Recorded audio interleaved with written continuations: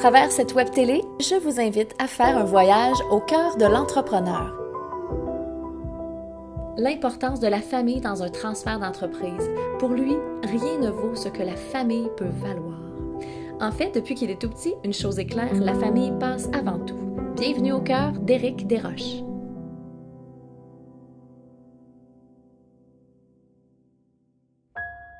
Nous sommes dans un endroit centenaire. Votre dernière acquisition, le camp Bruchésie, au nord de Montréal, un très grand terrain au bord du lac Achigan.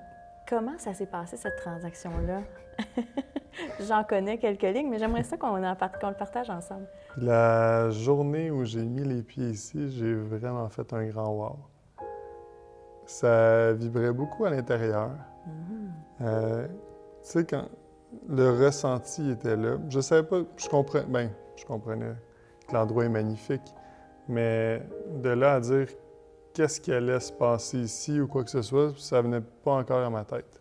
La seule chose que je trouvais que c'était vraiment un joyau, c'est le plus grand terrain sur un lac navigable entre Montréal et Tremblant. C'est vraiment magnifique. C'est une institution aussi en même temps. Ça fait 90 ans que le camp existe. Il y a des milliers d'enfants qui sont passés par ici. Ah oui, puis on a vu ensemble, d'ailleurs, il n'y a pas très longtemps, des magnifiques photos des années 40, des années 30. C'était de toute beauté, des belles photos en noir et blanc qui vraiment témoignent de beaucoup de monde qui sont passés ici. La patience. Oui. La patience, parce que tu as eu cette patience-là, oui. À un moment donné, peut-être hors de ton contrôle au tout début, oui. Mais par la suite, de manière consciente, tu as choisi de laisser aller et d'accueillir, en fait, qu'est-ce que l'opportunité serait ou ne serait pas. Exact. Parce qu'au départ, comme transaction, la transaction se faisait beaucoup avec la tête. De ton côté? De mon côté. OK, parfait. Puis, en fait, une transaction, je veux dire, qui se fait avec la tête, c'est de vouloir. C'est de vouloir acheter, c'est de vouloir faire le projet sans prendre en considération si le projet y est prêt. Y es-tu prêt à être acheté? Ça a repris 2 ans. 2 ans entre la première offre d'achat et pouvoir être prêt, moi être prêt à recevoir le terrain, puis en même temps que le terrain soit prêt à être vendu.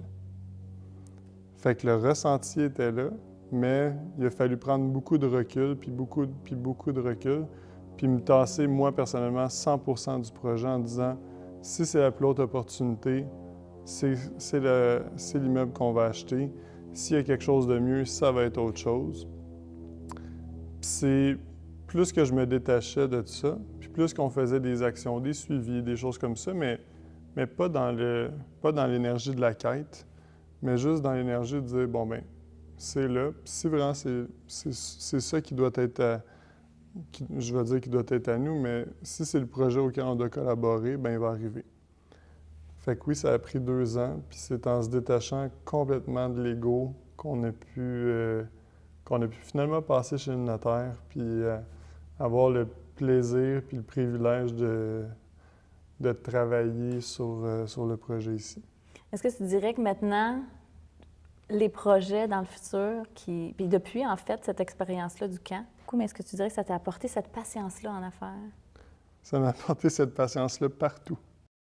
Fait que maintenant, chaque situation, je la vois différemment. Fait qu'au lieu d'essayer de pousser dans quelque chose qui est contracté, bien, c'est de poser des actions, oui, mais pas dans le « je veux » ou dans l'impatience, mais plutôt de dire « je vais amener qu'est-ce que je pense être la meilleure action au moment opportun, okay, selon mon ressenti, versus essayer, parce qu'au final, souvent l'opportunité, elle se pousse.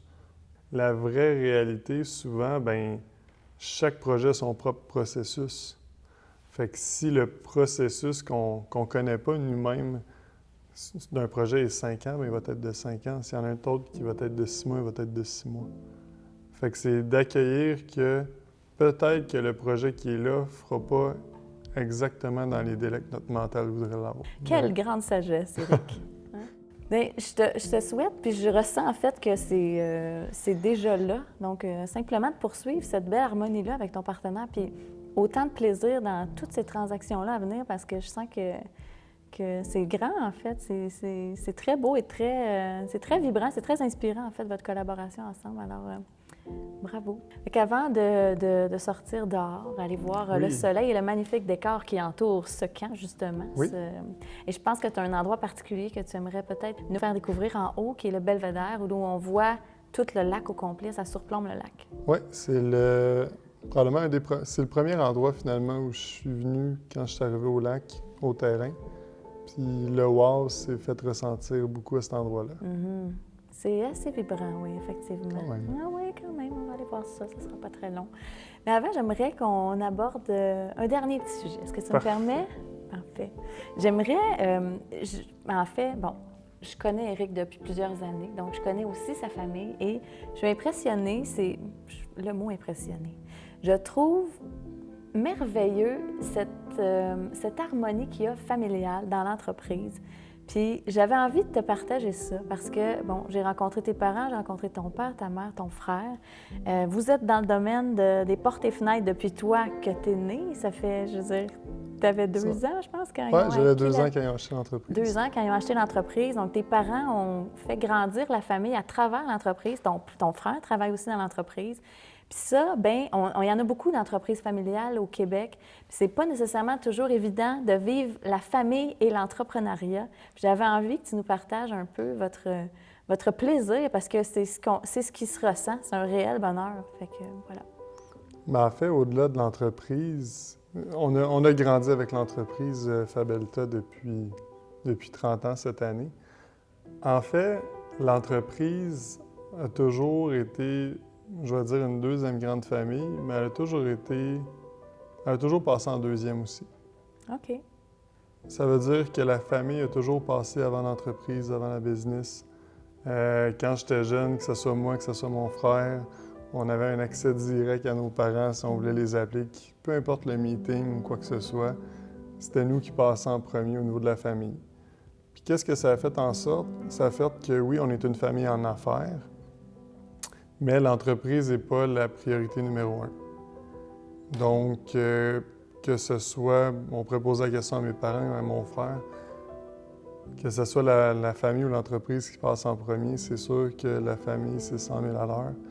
On a grandi dans l'entreprise ensemble, on fait grandir l'entreprise aussi. On a beaucoup de plaisir. La communication, c'est un aspect qui est super important. Donc actuellement, on est en transfert d'entreprise, mais en transfert d'entreprise, souvent les gens vont dire ou vont penser que le niveau légal, le niveau de l'argent, combien on rajoute de fois le BAYA, ces choses-là. Dans une transaction, là, c'est une technicalité. C'est vraiment une technicalité parce que les aspirations des parents, celles des enfants, ensuite, qu'est-ce qui nous rend vraiment heureux dans l'entreprise? Qu'est-ce qui rend heureux nos parents? Où est-ce qu'on veut voir, nous, l'entreprise grandir? Parce qu'éventuellement, eux autres, ils quittent. Donc, ça ne sera pas sur leur vision que l'entreprise va continuer. Oui. C'est pas évident, ça, parfois, pour des parents. Mais avec justement, avec toute cette collaboration ensemble, mais aussi toute cette... vous en parlez souvent. Il n'y a pas de tabou à ce niveau-là non plus. Donc, cette communication-là, des visions et de qui vous êtes aussi, vous, les enfants, dans tout ça, puis les parents aussi, mais ça fait en sorte que ça va pouvoir être fluide, finalement, le passage à la retraite pour les parents, puis pour vous, bien, prendre en charge prendre cette entreprise-là. Mais ça, cette vision-là, on la partage tellement depuis longtemps qu'elle est claire. Puis encore là, c'est même pas un questionnement, ça non plus. Fait que la communication, puis de tout se dire, il n'y a pas de... Tu sais, il n'y a pas de zone... Je ne veux pas dire des zones grises, mais en fait, il n'y a pas d'endroit où on va pas avoir une discussion. Ça, je pense que l'assistance dans ce parcours-là de transfert d'entreprise est primordiale. D'une assistance externe. Faut pas avoir... Vous êtes assisté pour faire le transfert de l'entreprise? On avait été assisté à l'époque OK. pour vraiment bien se connaître en tant que repreneur aussi. Mhm. Bien connaître notre entreprise, bien connaître aussi les cédants, Ouais. à savoir c'est quoi la respiration, puis comment on fait ce transfert-là. Fait que, puis j'en ai, tu sais, j'ai beaucoup d'amis entrepreneurs, puis il y a des transferts d'entreprise qui sont super bien, qui se sont très bien faits. Il y en a qui se sont faits par déchirement, par le contrôle des parents. Il y en a que ça s'est finalisé par des, je vais dire, des ruptures familiales. Puis il n'y a aucune entreprise qui vaut qu'est-ce qu'une famille peut valoir. Puis peu importe le type d'assistance ou à quel niveau vous allez le chercher, selon moi, c'est la famille va passer en premier. Si l'entreprise, les repreneurs ne veulent pas la prendre, ces choses-là, mais l'entreprise, elle sera vendue. Il y aura une forme de gestion différente, mais ça va être aussi la plus haute opportunité pour l'entreprise que de Tellement. ne pas avoir, Ben oui. je ne vais pas dire une guerre, mais de la grosse contraction au niveau des actionnaires. Ouais. Fait que, oui, ça a toujours été très important, puis ça va l'être encore. Puis on dit qu'on reprend, mais quand on reprend une entreprise dans les structures actuelles, c'est pas de reprendre le contrôle de l'entreprise. On a chacun nos rôles, nos responsabilités. On a une équipe de gestion qui est extraordinaire. Puis chacun amène son point. Fait qu'il faut arrêter de penser aussi que l'entreprise va reposer sur les épaules d'une personne, d'un repreneur ou de 2 ou de 3 enfants. Au contraire. C'est une équipe maintenant. Exactement. Vraiment. Ouais. C'est ce qu'on voit de plus en plus. Puis en fait, c'est que ça allège beaucoup aussi le travail, la pression, la responsabilité sur les repreneurs aussi. Je ne peux que vous souhaiter encore une fois beaucoup de plaisir là-dedans parce que je trouvais important de partager ça avec toi. Puis merci ton ouverture, merci de l'avoir partagé lors de la web télé parce que justement, il y a tellement de gens qui vivent ça, un transfert d'entreprise, puis familial. On en voit, je veux dire, avec Synaction Expansion, on en voit des clients bien, en fait, toutes sortes de situations, parce que les gens ils nous parlent très, très, très souvent de leur type de transfert d'entreprise. Et puis, c'est de garder cette clarté-là dans la famille, de ne pas avoir peur de jaser des vraies affaires, d'y aller, tu sais. Tout se dit, ce n'est que la façon dont on le dit, et si c'est fait avec le cœur, ça ne peut que bien fonctionner ensuite pour l'harmonie. Puis effectivement, la famille, c'est ce qui est le plus important. Alors, bravo. Bravo, vraiment, Éric. Merci. Très belle rencontre. Bon, on se connaît depuis quelques années déjà, mais c'est une rencontre différente et j'ai adoré. Merci d'avoir partagé ça avec moi. Ça fait plaisir. Ouais.